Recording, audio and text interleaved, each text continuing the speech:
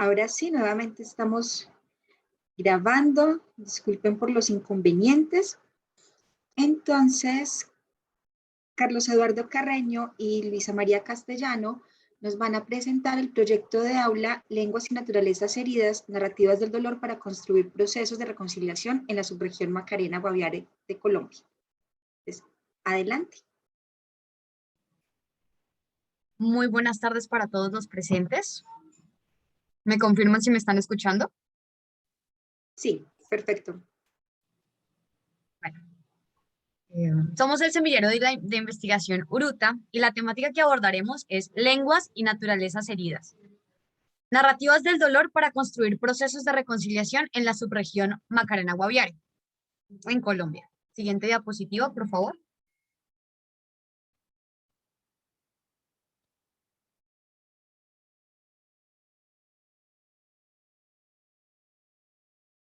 Los integrantes de este semillero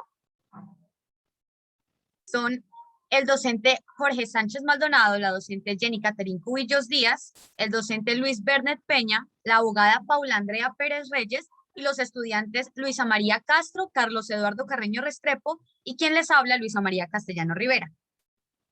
Para comenzar, me gustaría explicar nuestra tabla de contenido.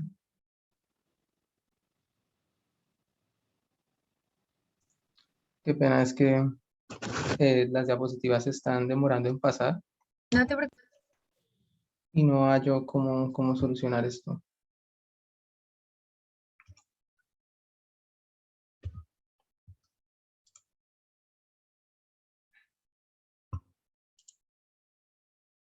Previamente ejecutado la presentación del nombre del semillero y el título de nuestro proyecto, continuamos con una preintroducción que indica más que todo una contextualización y cercanía con el tema a trabajar.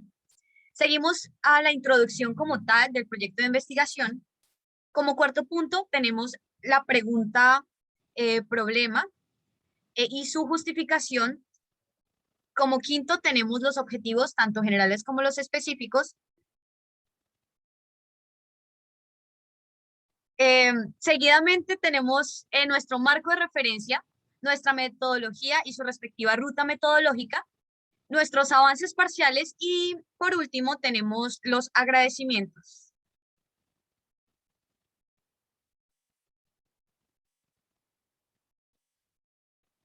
Bueno.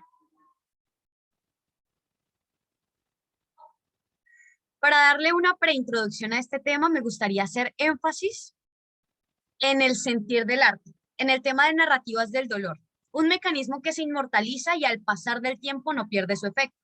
Para esto, quiero comenzar con una manifestación artística, en este caso la música.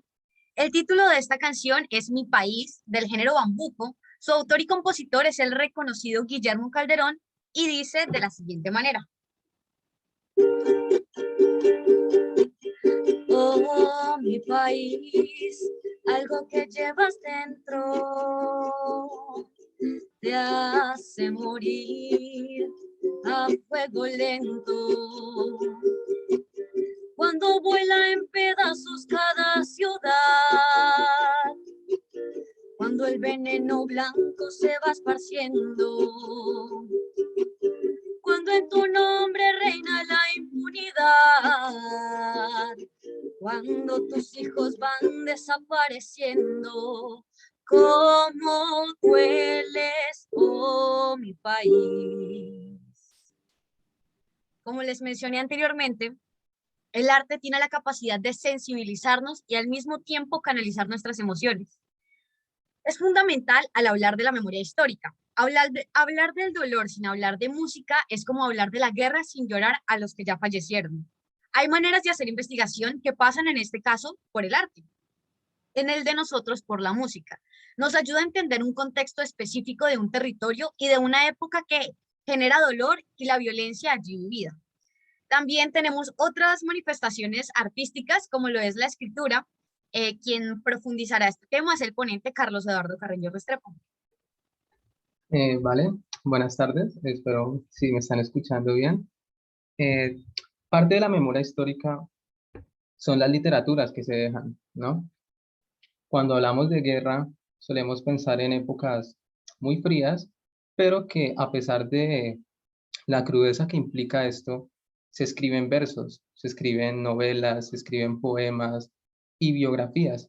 Yo les quiero compartir estos versos de John Putney, una persona, un oficial que vivió durante la Segunda Guerra Mundial y escribió lo siguiente: vivir y dejar vivir, no importa cómo todo termine. Estos perdidos bajo el cielo yacen como amigos. Perdonan los odios, no importa cuánto odiaran, por la vida separados y por la muerte unidos. Son memorias que las deja una persona que vio algo en específico, sintió una emoción que le inspiró a escribir esto. Si uno lo ve simplemente desde ese punto de vista, se puede interpretar de muchas formas. Se puede referir a los soldados bajo el cielo, que yacen como amigos, que a pesar de los odios, los une una sola lucha, que es por una ideología, pero que esa lucha al final siempre va a traer muerte consigo. Lo mismo pasa con comunidades que han estado en guerra. Si eso pasó durante la Segunda Guerra Mundial, lo más seguro es que en otras guerras suceda lo mismo, porque la guerra en su esencia no cambia. Acá en la región hemos vivido esa violencia, las comunidades también las han sufrido y lo que nosotros queremos es mostrar cómo las memorias que ellos tienen y la manera en que narran sus formas de gestionar el dolor se constituye como una memoria histórica.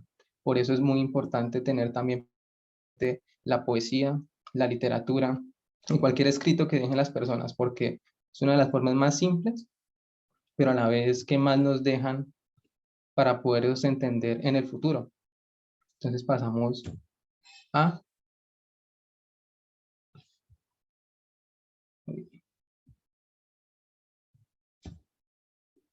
No, qué pena. Es que no sé por qué se están demorando las diapositivas en cambiar.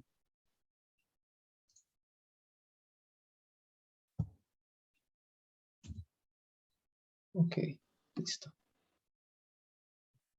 Bueno, como introducción, esta investigación aborda el dolor que tiene implicaciones en las poblaciones que habitan territorios marcados por el conflicto armado en Colombia y se encapsulan a través del cuerpo, territorio y las ecologías humanas, hablando de nuestra región, el Meta, y delimitándolo a una subregión. La lectura del dolor tiene que ver con hablar del individuo, de su territorio y de cómo se enmarca en un sistema de violencia estructural que tiene muchas implicaciones, enfocándolo en la subregión Macarena-Guaviare, que busca explorar las relaciones entre la memoria histórica y las nuevas configuraciones territoriales, de las que la implementación de los acuerdos ha podido dar cuenta. Siguiente diapositiva, por favor.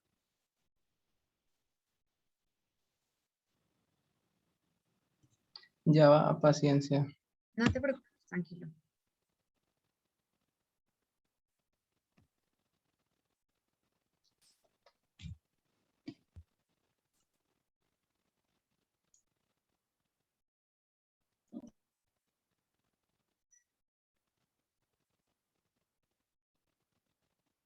Nuestro planteamiento problema es así como la pregunta que pretende responder nuestra investigación es la siguiente. ¿De qué manera las narrativas orales de la subregión Macarena-Guaviare configuran formas propias de gestionar el dolor en los territorios y engendran pedagogías de reconciliación?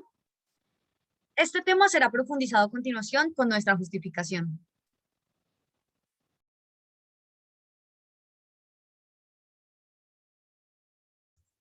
Vale, entonces la justificación del proyecto arranca con 3 frentes. Tenemos el frente sociopolítico, académico y disciplinar. En el frente sociopolítico entendemos, nos resumimos en una pregunta. ¿Para qué les sirve esta investigación a las comunidades con las que vamos a realizar las actividades? La respuesta es que con la historia, el gobierno parceló el territorio en municipios y departamentos, todo el territorio del país, dejando por fuera las visiones que las comunidades tenían respecto a su propio territorio. Un ejemplo puede ser Francia durante la Segunda Guerra Mundial, donde la Alemania nazi, la Alemania nacionalsocialista, se apoderó de la parte norte de Francia, dejando la parte sur como un territorio libre, que no era tan libre, y la educación que se impartía a los jóvenes que no tenían del todo claro la formación de su territorio, les explicaban que su territorio se expandía hasta el extremo norte. cosa que acá también puede suceder, ya que las comunidades durante toda su historia van desarrollando unas visiones de hasta dónde puede ir su territorio, formado por jerarquías, pueblos, etcétera. Entonces, a ellos les va a servir para consolidar sus visiones, las visiones que históricamente se asumieron como inexistentes, para volverlas a conformar. Tenemos el segundo frente, que es el frente académico, que va con la pregunta: ¿de qué manera este proyecto de investigación beneficia a la Corporación Universitaria del Meta? Bueno, la Corporación Universitaria del Meta tiene una filosofía, la cual es educar para el desarrollo de la región. Este proyecto se desarrolla en la región Macarena, Macarena-Guaviare, que a pesar de que es un poco limitante con la región del Meta, no deja de pertenecer a una cultura llanera, una cultura que va muy de la mano con la de nosotros. Entonces es una ayuda que va a tener para la Corporación Universitaria del Meta poder hacer, ¿cómo explicarlo? Resaltar esa filosofía, esa parte de su filosofía la que apoya el desarrollo regional, y que no solamente se va a quedar acá, eso también puede pasar a temas más nacionales, incluso internacionales. ¿Por qué no? Porque es una iniciativa que tiene consigo detrás muchísimas posibilidades, no solamente consolidar las visiones y compilar las narraciones, sino también pueden surgir muchísimas cosas, porque acá viene el tercer frente, el frente disciplinar, el cual consiste, se los voy a leer, es un poco más compleja la pregunta: ¿cómo se enriquece mutuamente derecho, antropología, geografía, comunicación social y ecologías humanas para andar caminos transdisciplinarios? Estamos hablando de varias disciplinas, no solamente de una. Entonces, ¿cómo se pueden enriquecer todas estas disciplinas de este proyecto? Como es un proyecto interdisciplinar, no se va a limitar a los fetichismos metodológicos, que son las metodologías que maneja cada disciplina y su exceso ritual para aplicarse, de que se limitan solo a lo que ellos ven y no flexibilizan sus métodos para articularse con otros saberes. Entonces ese trabajo busca eso, busca cómo desde el derecho y las demás disciplinas poder generar una forma de conocer basados en el pensamiento complejo, de no ver la disciplina, desde el parte de la disciplina, ver una situación, un hecho de forma simple, no. Se busca es un conocimiento de un hecho más complejo que pueda abarcar varios campos, pero en una sola forma de conocimiento. Esos serían los tres frentes de la justificación.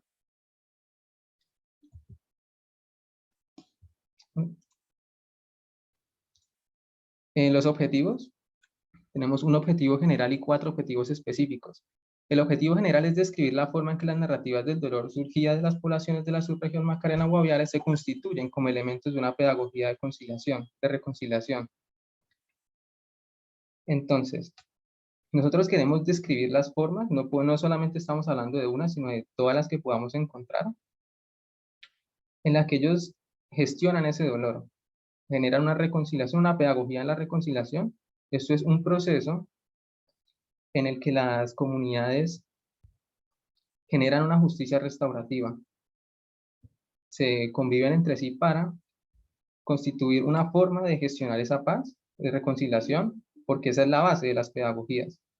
Se sientan sobre una base que puede ser perdón y la reconciliación. En este caso, nosotros al enfocarnos a la reconciliación. Y lo primero es identificar esas formas. Una cosa es describirlas y otra es identificarlas. Queremos primero identificarlas con miras a la construcción de estrategias. ¿Por qué?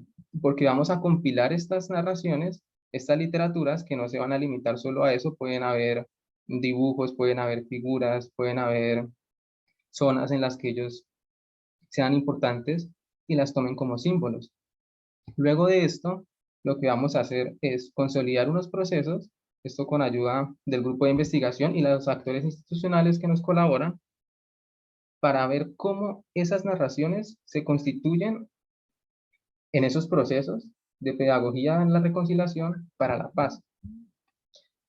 Por último, generar una secuencia, esto con educadores del territorio, ya que la escritura, pues, como forma hegemónica de conocimiento, genera una dificultad a la hora de querer dejar esa información en las comunidades, porque si no la entienden, pues no va a servir de mucho esto. Por eso vamos a tener educadores en el territorio a los que vamos a capacitar para que con las comunidades contribuyan a esa cátedra de paz. En el marco de referencia tenemos 3 autores: Escobar, Más allá del tercer mundo, que nos dice que las culturas habitan en los lugares.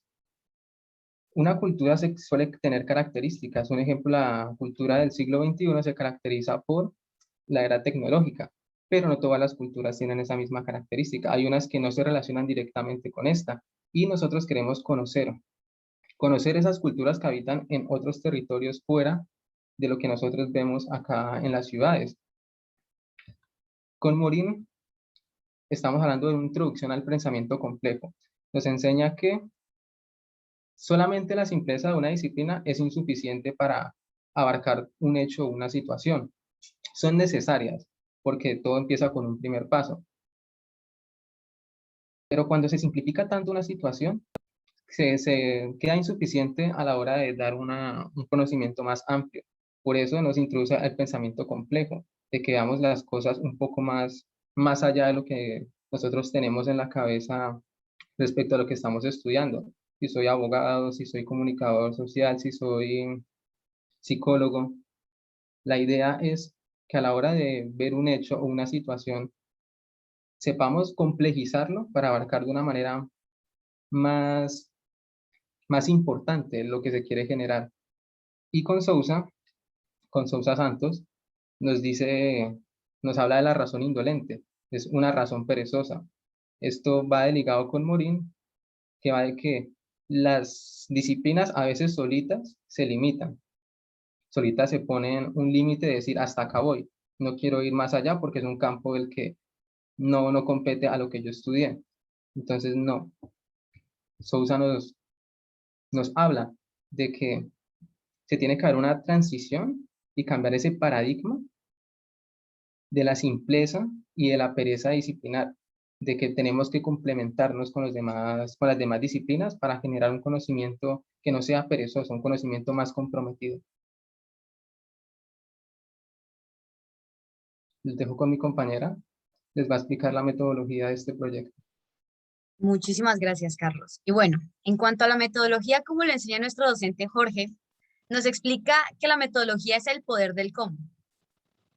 Nosotros comenzamos hablando de la revisión bibliográfica y la construcción del estado del arte para superar las perspectivas disciplinares del equipo de investigación, ya tenido en cuenta pues en nuestro marco de referencia. Ahora vamos a hablar de la IAP, la investigación y la acción participativa. El proyecto, como ya se explicó en nuestra justificación, es interdisciplinar. Tienen tantas disciplinas como la psicología, el derecho, la antropología y etcétera. Y en nuestro método es cualitativo, busca comprender y hablar de la metodología de reconciliación a partir de lo que la gente hace y piensa de sus territorios. Aproximarse al punto de vista del nativo y todo lo relacionado con ellos. En la IAP se busca una construcción de rutas metodológicas interdisciplinarias y colaborativas para el abordaje de la investigación en terreno. En cuanto al trabajo de campo, aquí me gustaría hablar de la etnografía, una metodología para recolectar información de primera fuente, viviendo la experiencia en la convivencia como comunidad, para así construir conocimiento con la gente y para la gente. Se busca aprender a investigar haciéndolo con el otro y compartiéndolo con la comunidad. La etnografía es crítica, tiene muy claro el lugar del investigador y generalmente cuando uno va a interactuar como investigador a una comunidad, tienden a moldearse al concepto del investigador. Entonces hay una barrera en cuanto al conocimiento. Lo que busca la etnografía es generar una relación cercana para obtener una información más acertada y personal. La etnografía ayuda a fundamentar el conocimiento encontrado, la correlación de lo que se dice y lo que se hace, rompiendo esta barrera del investigador y la comunidad, no imponiendo una jerarquía, sino alimentándose de la experiencia de la comunidad. También se busca en la etnografía entender el dolor de ellos, ya sea desde la violencia, ya sea desde la perspectiva que tengan a nivel estatal, entender cómo se configuran a partir de sus experiencias. En cuanto al trabajo de campo, también tenemos,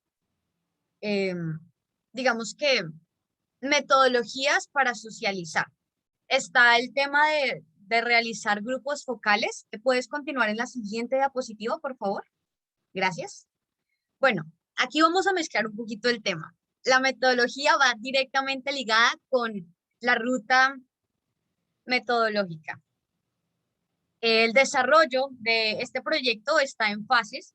En la construcción de rutas metodológicas interdisciplinarias y colaborativas, como ya lo habíamos conversado, en su primera etapa consiste en la implementación de las actividades concertadas con las comunidades, que son las que les voy a hablar a continuación. Ahora sí, hablando de los grupos focales, se busca citar a personas representativas de la comunidad que puedan brindar información referente a un tema específico y se pueda dar a conocer, digamos que de una manera un poco más profunda el tema.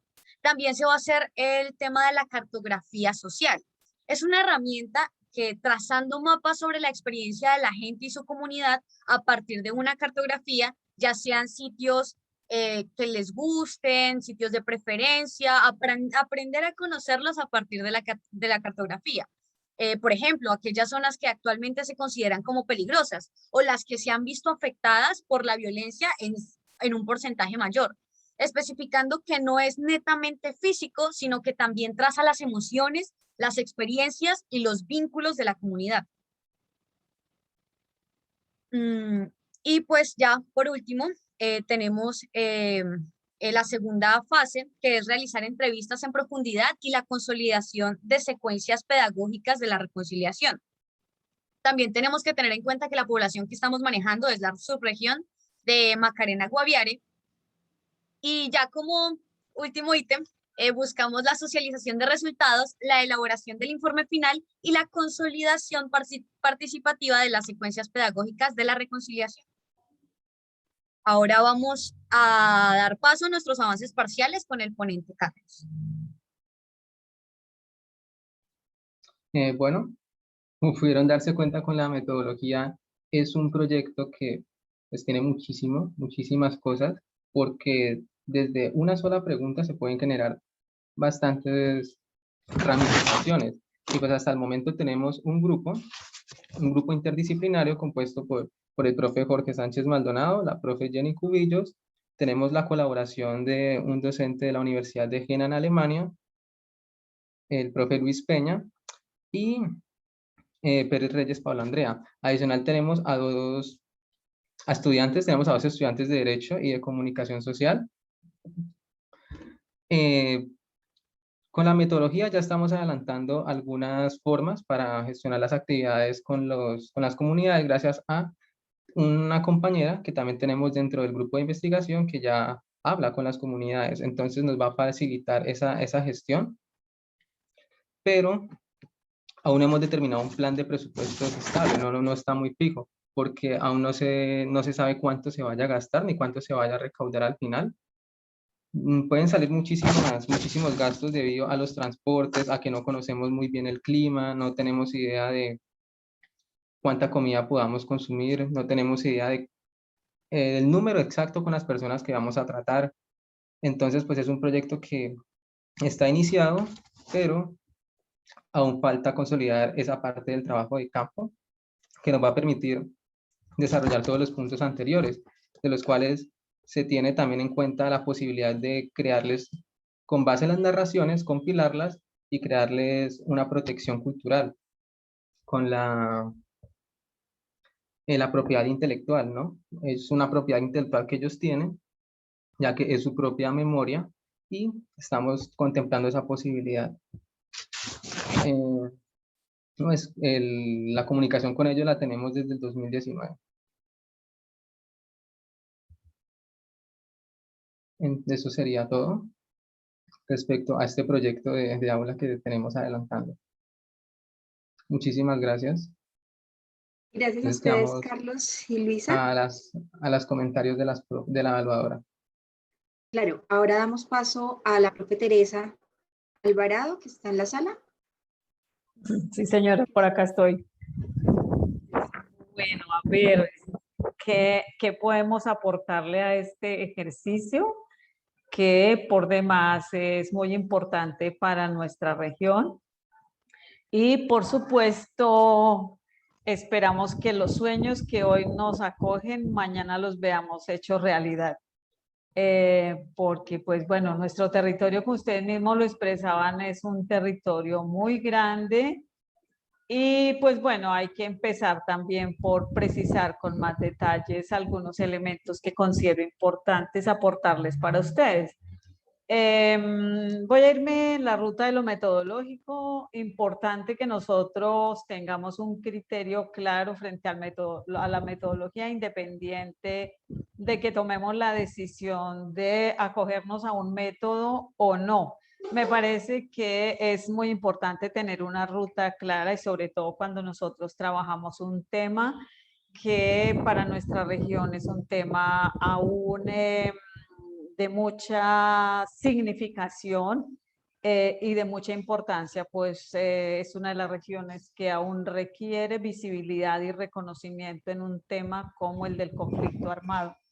Por eso me parece que nosotros no podemos salirnos de un marco de referencia que de alguna manera ha ido acompañando el devenir de la construcción de la región, no solamente de esta ruta del Macarena-Guaviare, sino de toda la región. Es decir, la región no se excluye a este impacto que ha generado el conflicto armado e incluso un poco más atrás todos los modelos de colonización, si queremos mirarlo histórica ya desde la colonia, las primeras colonias instauradas y su impacto también en las comunidades tradicionales de la región.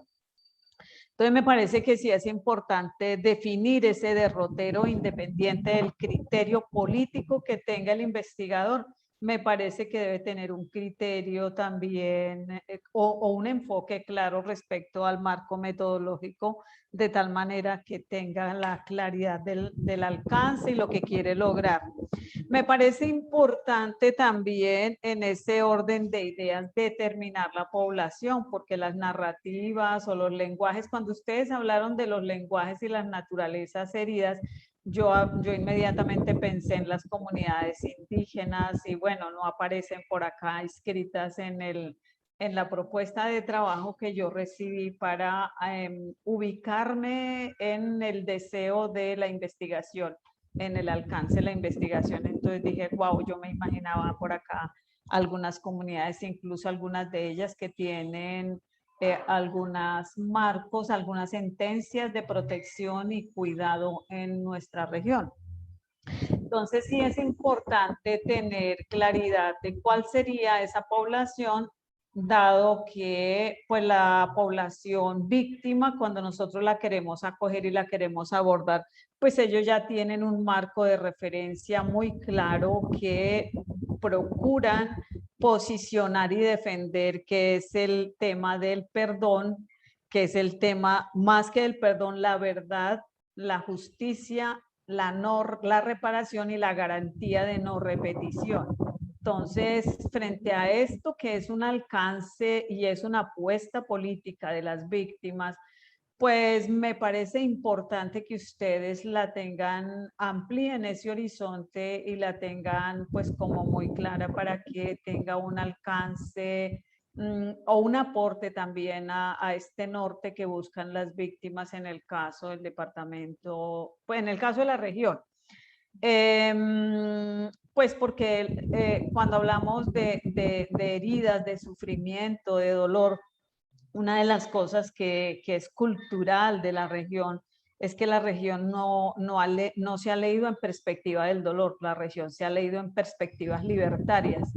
Y en perspectivas libertarias se invoca todo el tema de la frustración y todo el tema del aporte a la nación en compensación cero. Es decir, la región tiene una actitud y un campo político que se sitúa en emociones de confrontación. Por eso ustedes pudieron observar con mucha claridad si siguieron el tema de la protesta social el año pasado, el comportamiento de la región. Creo que la región fue un poco activa, propositiva, proactiva, retadora, si lo queremos llamar de alguna manera, en ese campo. Es un campo de abordaje sociopolítico, pues porque históricamente también así se ha leído. Con respecto allá a la estructura de la propuesta, me parece importante profundizar en el estado del arte. El estado del arte nos ayudaría muchísimo a entender y a contextualizar este campo de actuación que ustedes buscan profundizar y trabajar para lograr leer y entender todos los actores del territorio y el impacto que el conflicto armado ha generado en cada uno de ellos, porque el impacto generado en las comunidades nativas o en originarias es muy diferencial del impacto que ha podido recibir la población en situación de desplazamiento o la población que fue afectada por el conflicto armado. Incluso aquí hay un acto que no podemos pasar de largo, como el tema de las guerrillas liberales en el llano, que de alguna manera acompañaron no solamente la construcción de nuevos discursos, sino que hicieron apuestas políticas aún desde la música. Leerlo también desde la música, donde el canto llanero es el alma de la cultura llanera, a pesar que de alguna manera se ha sido colonizado por otras regiones del país, se ha ido implementando y adoptando como marco de actuación y de referencia, ¿cierto? Aquí hay música llanera que interpreta esos sentimientos. Si ustedes escuchan los poemas de Quebrada Blanca, son poemas de profundo contenido político, a pesar del dolor y el sufrimiento vivido por las comunidades que fueron afectadas y de las familias, y de una región que no ha sido posicionada y considerada en la geoestrategia nacional, aparte de ahora pues que está extrayéndose el tema de los hidrocarburos. Entonces, sí me parece importante que ustedes profundicen, continúen esta dinámica, este ejercicio que me parece supremamente interesante de abordaje de estas realidades locales, de interpretación de estos campos, de construcción del territorio. Un elemento importante que ha manejado la CEPAL es que definitivamente el hombre es un hombre de territorio, de tal manera que los territorios se han configurado desde el conflicto, pero también desde patrones culturales que han llegado y se han enraizado en esta región y han reconfigurado ese espacio geográfico, pero el conflicto también reconfiguró ese espacio geográfico, incluso los usos del suelo que hoy se han reconfigurado incluso en los últimos 15 años, donde tenemos una región que se ha transformado, no solamente hacia la altillanura, sino también en la ruta del eje Villavicencio-San José del Guaviare. Se han reconfigurado estos territorios y por supuesto pues allí tenemos múltiples paisajes que adornan no solamente el dolor, sino también nuevos renaceres de la población y de la cultura. Si vamos a trabajar, como les escuché, el tema de la IAP, es importante poner en diálogo la metodología con los objetivos y el alcance del proyecto de investigación, a efecto de que haya una alineación perfecta en función de ese alcance y ese sueño que ustedes tienen de lograr visibilizar nuestra región desde otro campo de actuación. No podría con toda certeza dar una referencia relacionada con el tema de los recursos, ya que ustedes plantean un conocimiento no tan amplio de la región, pues eso de alguna manera también nos limita en la posibilidad de potenciar los recursos y de abordar la población objeto o la población acompañante, población sujeto, en este caso si vamos a trabajar desde la IAP, los participantes activos en la metodología de la investigación, el proceso de selección, cuál va a ser el proceso de selección, es importante tenerlo en cuenta para que lo presupuesten, la ruta de selección de estos participantes, la convocatoria de los mismos, el deseo de participar y seguramente la contraprestación que se va a dar. No tanto como compartir, sino como que ellos participen. Entonces nos implica también ajustar los verbos para poder poner en mayor diálogo al investigador con la población participante en la investigación. Eso en términos generales. Muchísimas gracias por la oportunidad de participar en este espacio y de aportar desde los conocimientos que se tienen al respecto. Muchas gracias, profesora Teresa. No sé si Carlos y Luisa querían decir algo más. Agradecer los comentarios de la evaluadora. Vamos a tenerlos muy en cuenta. Ya tomé apuntes de algunos de las cosas que mencionó la evaluadora. Entonces, muchísimas gracias por los comentarios. Creo que mi compañera Luisa quiere comentar algo.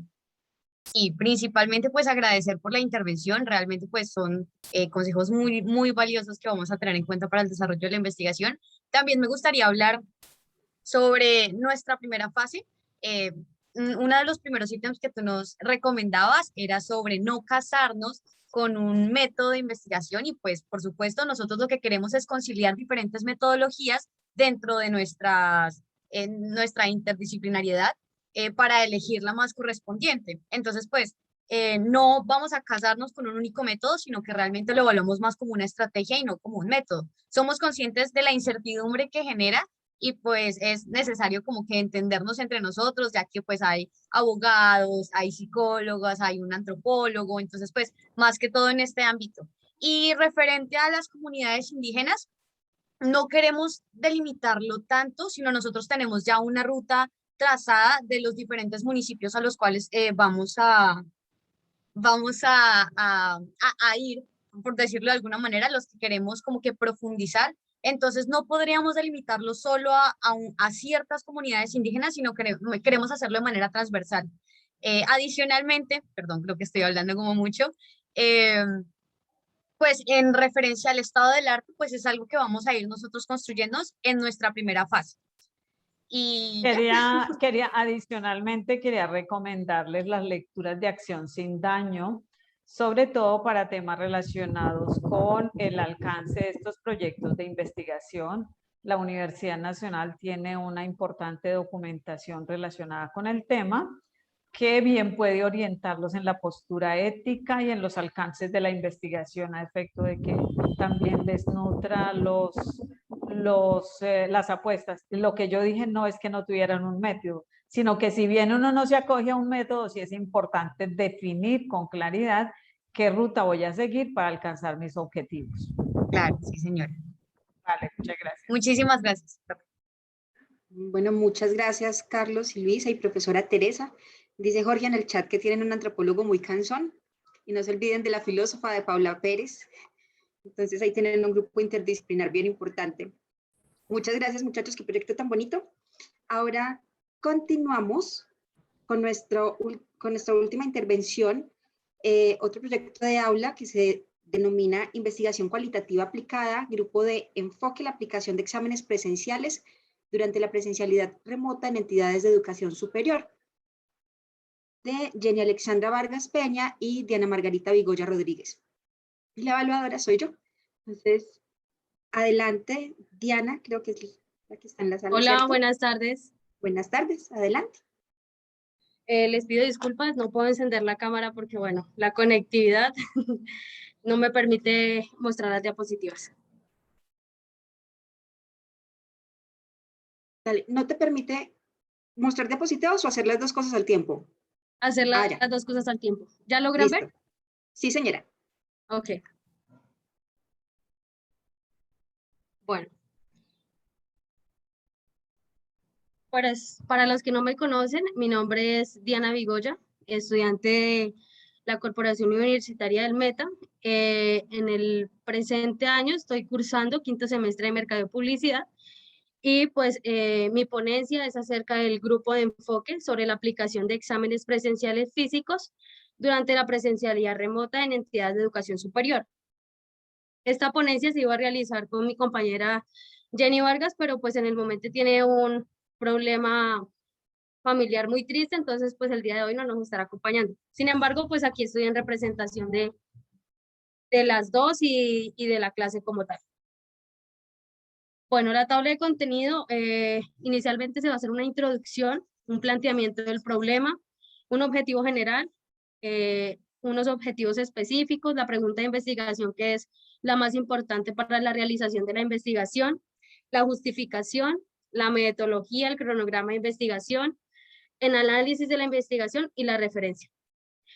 Antes de continuar, quiero pues extenderle un cordial saludo al profesor Luis Cárdenas y al profesor Jorge Sánchez. Bueno, a continuación se va a realizar pues el grupo de enfoque en mi ponencia. Pues como muchos ya sabemos, la investigación es tan antigua como la humanidad y pues esta nace el interés de descubrir, entender, solucionar y analizar los problemas y fenómenos que son parte de la vida diaria pues, del ser humano. El planteamiento del problema básicamente es que durante la crisis sanitaria pues que a nivel mundial se ha propagado, el sistema educativo ha implementado pues estrategias para continuar en el sistema de aprendizaje. Y pues en este grupo de enfoque se desarrolla la educación superior, los cuales se han permitido desarrollar canales para seguir realizando pues las clases. En este planteamiento del problema podemos apreciar en la realización del grupo de enfoque que hay una problemática que ha abordado pues al ente educativo y pues en este caso a la Unimeta como fuente única para la investigación que se realizó, y es la evaluación de exámenes presenciales durante la presencialidad remota. De igual manera, la metodología de enseñanza que se ha implementado en colegios, universidades, pero como bien ya sabemos, se va a realizar pues, en la Universidad del Meta, que los profesores y estudiantes han implementado para seguir pues, en su metodología de aprendizaje.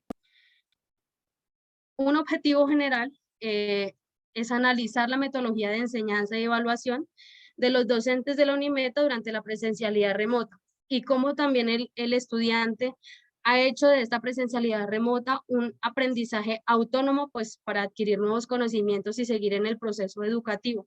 Y no solo educativo, sino también personal. Los objetivos específicos, el primero es realizar un grupo de enfoque, pues para contextualizarlos un poco.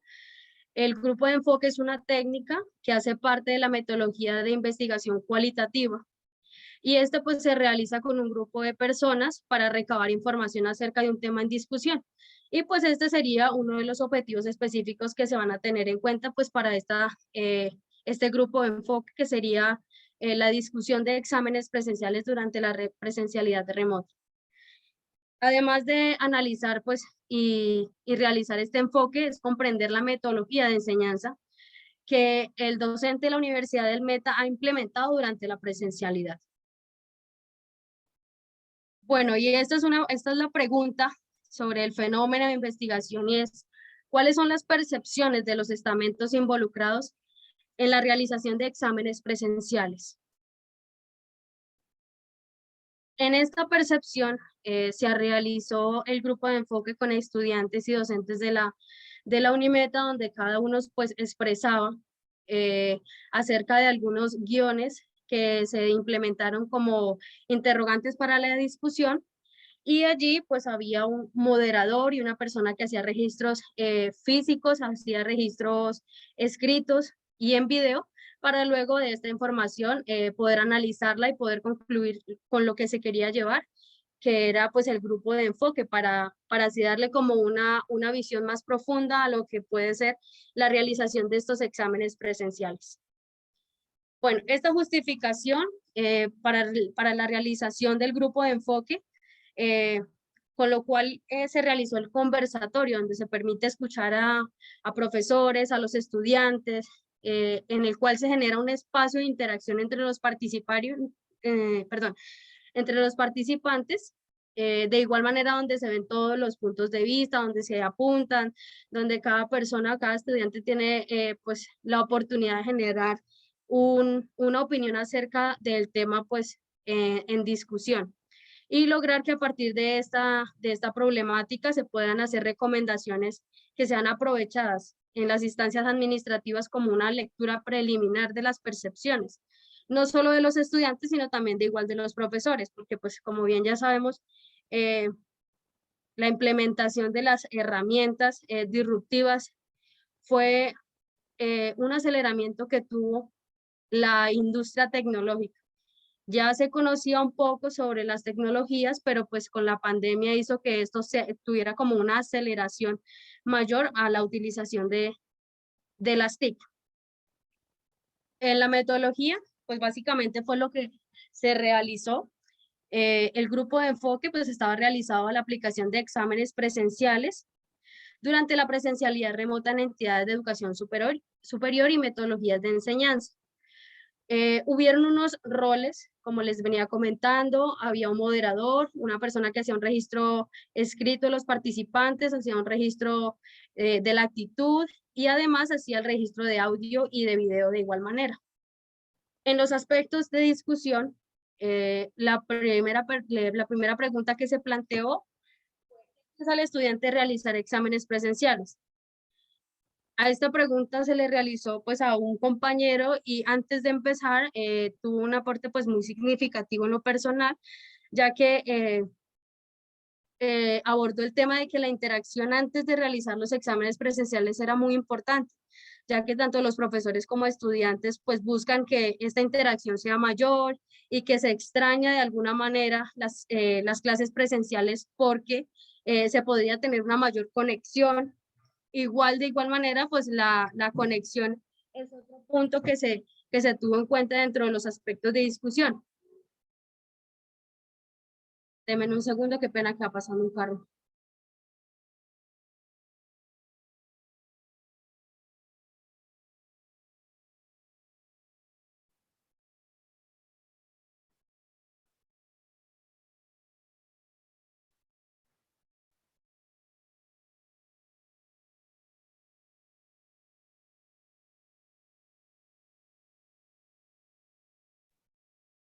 Como les continuaba diciendo, la interacción hace que la comunicación sea un poco más específica presencialmente. No quiere decir que cuando se hace una comunicación por medios digitales sea de alguna manera soslayada, por decirlo así, sino que pues la realización de una comunicación más directa hace que el mensaje sea más claro.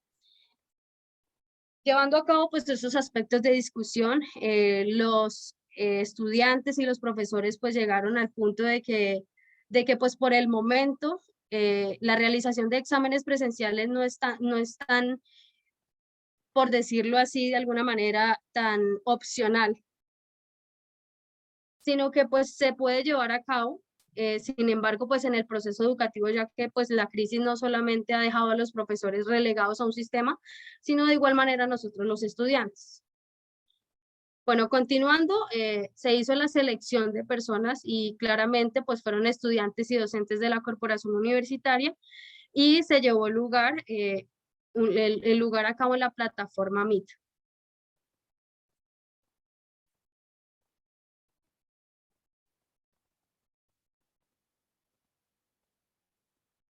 Hola, ¿me escuchan? Sí, te Sí, estamos señora. escuchando, Diana. Sí, sí. Ok. El internet es un poco, la conexión es un poquito mala. Continuando con los aspectos de discusión, otro tema que pues me acordé fue la capacidad adquisitiva que los estudiantes tienen para implementar o para desarrollar sus clases por medio de aparatos electrónicos. Y es que no todos los estudiantes, inclusive los docentes, no tienen cómo adquirir estos aparatos electrónicos para llevar a cabo pues el tipo de enseñanza o ese tipo de aprendizaje que se puede implementar. Continúa la diapositiva. Bueno, en conclusión, pues esa sería la presentación del grupo de enfoque que se realizó en una clase, la clase de investigación de mercados cualitativos. Y ese sería el enfoque que le quisimos dar al grupo de enfoque como mayor aporte a la realización de exámenes presenciales.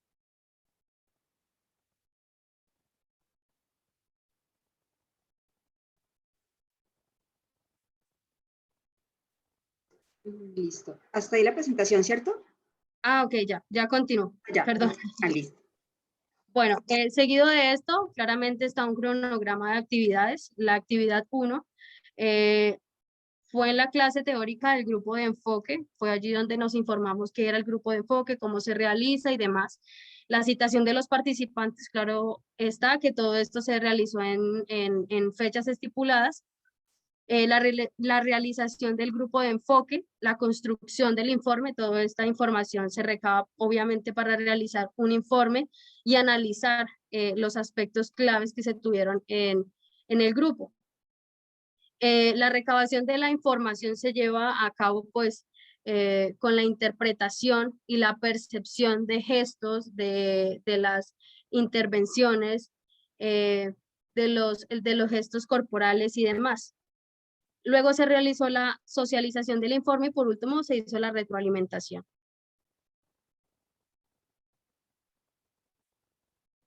Eso sería pues el trabajo que se realizó.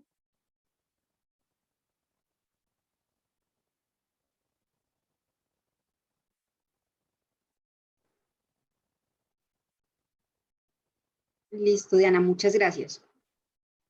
Yo tengo varias observaciones. Ok.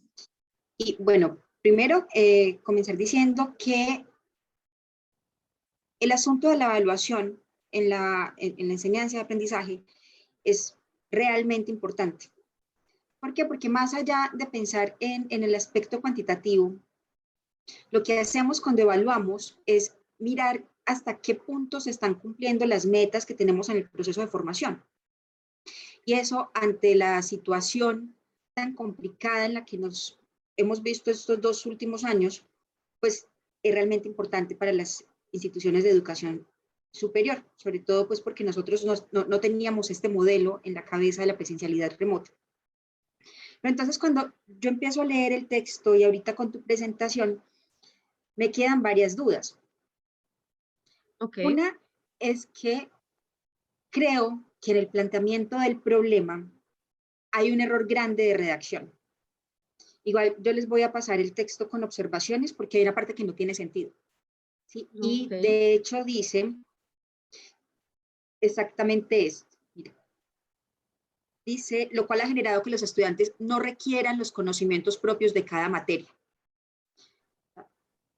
Eso en principio habría que explicarlo bastante grande. Yo creo que es un error de redacción porque desde antes hay una parte que no tiene sentido, pero entonces, para que se fijen muy bien en eso, porque puede ser que estén transmitiendo una idea que no es la que querían transmitir. Bueno, por otra parte, cuando vamos a la pregunta es, ¿cuáles son las percepciones de los estamentos involucrados en la realización de exámenes presenciales, cierto? Entonces nos estamos preguntando por la percepción específica que tienen aquellos que están involucrados en esos exámenes. Pero el objetivo general dice analizar la metodología de enseñanza y evaluación. Entonces, ahí ya no estamos preguntándonos por percepciones, ¿sí? Ya no estamos tratando de contestar a esa pregunta porque ni siquiera se menciona ahí el asunto de la percepción, que es bien importante saber lo que piensa la gente, de qué manera le afecta, de qué manera recibe esta metodología de evaluación, pero ahí ya se desarticula. Y en el objetivo específico 1, dice realizar un grupo de enfoque, pero es que esa es una actividad, no es un objetivo de conocimiento. ¿Sí? Cuando yo aplico el grupo de enfoque o el grupo focal, es para recabar información, ¿cierto? Para mirar de qué manera perciben un grupo de personas una situación específica. Pero entonces, ¿qué es lo que yo quiero lograr con eso? Bueno, la comprensión del fenómeno, el análisis de la información, pero como tal, esa es una actividad, entonces habría que pensarlo. Y lo otro es cómo se constituyó el grupo de enfoque, o sea, la muestra de dónde salió. Es una muestra por conveniencia, es una muestra por bola de nieve, probabilística, de qué manera se estableció que ese grupo de enfoque podía aportar información relevante sobre la evaluación en términos presenciales en un momento en que estamos trabajando con este modelo remoto. Y lo último es que hay una de las preguntas que a mí me parece que es poco conveniente. Cuando dicen que si los profesores se preocupan, creo que es, los profesores se han preocupado porque el estudiante aprenda. Pues ese es un asunto que, por la propia función de los docentes, pues todos los profesores te van a contestar que sí. Y los estudiantes, pues no hay un criterio, creo yo, para determinar si realmente esa es una pregunta válida.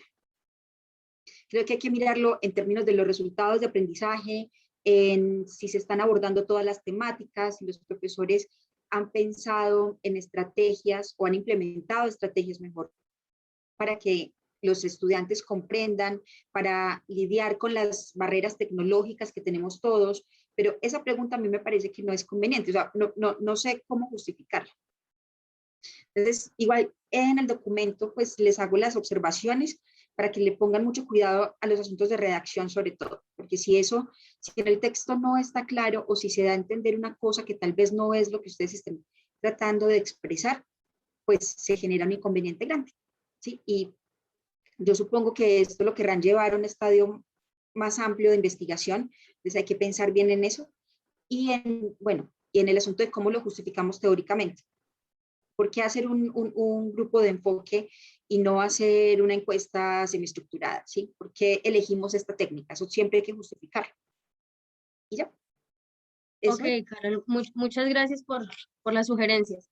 Ya que pues el texto no está claro, y como lo acabo de mencionar, la idea principal de este grupo de enfoque al que los estudiantes realizamos era pues realizar este grupo de enfoque con los estudiantes y profesores y acerca de esa información que podíamos socializar o interpretar de todo lo que ellos nos daban acerca de las intervenciones que ellos hacían, pues era, ¿cómo decirlo? Era hacer esas observaciones que se pueden tener en cuenta dentro de la universidad para que los exámenes presenciales no sean vistos de esa manera como se están viendo en este momento. Lo que comentabas de que los exámenes tienen que ser, o sea, nosotros tenemos que ser medidos ¿sí? Mediante la evaluación por medio de esos exámenes, porque el aprendizaje se tiene que medir de alguna manera, a ver si el estudiante está aprendiendo mediante un examen. Esa era la implementación que yo dije. No, Diana, eso no fue lo que yo dije. De hecho, hay una crítica grande contra las evaluaciones cuantitativas. Yo lo que dije es que la evaluación es importante para saber si se cumplen metas de aprendizaje. Todos los programas de formación tienen metas de aprendizaje, ¿sí? Entonces, tú eres comunicadora, estás estudiando comunicación, entonces en el programa hay unas metas de aprendizaje que deben tener todos los comunicadores, ¿sí? Entonces, hay un manejo de medios, hay una elaboración de guiones, hay un pool o un compilado de conocimientos básicos, ¿sí? Que deben tener los comunicadores, igual para cualquiera de las carreras académicas que nosotros tenemos y que hay en el mundo, ¿sí? Entonces, no es que tenga que ser medido en el sentido de que yo te coloco una nota y con eso ya es, sino que hay que mirar si realmente estamos progresando hacia esas metas de aprendizaje, ¿sí? Y eso sí es necesario en cualquier proceso de formación. Cómo lo realicemos es una cosa diferente, pero la evaluación como tal sí es importante, claro. Eso no se puede desestimar en un proceso de enseñanza y de aprendizaje. A eso era lo que yo me refería. Ok, muchas gracias. Bueno, un gusto. Y bueno, entonces, creo que ya con esto damos por finalizado este encuentro de la institucional de la asignatura de Metodología de la Investigación. A todos, muchísimas gracias por habernos acompañado hasta esta hora. A todos los ponentes que tuvimos en esta jornada, esperamos que las observaciones que les han hecho los evaluadores les sirvan para continuar con los procesos, para que veamos muchos más proyectos de investigación en la universidad fortalecidos y que sigamos generando este tipo de espacios para que conversemos y discutamos sobre lo que estamos haciendo en las aulas. Así que muchísimas gracias a todos y feliz resto de día. Gracias. Chao. Adiós.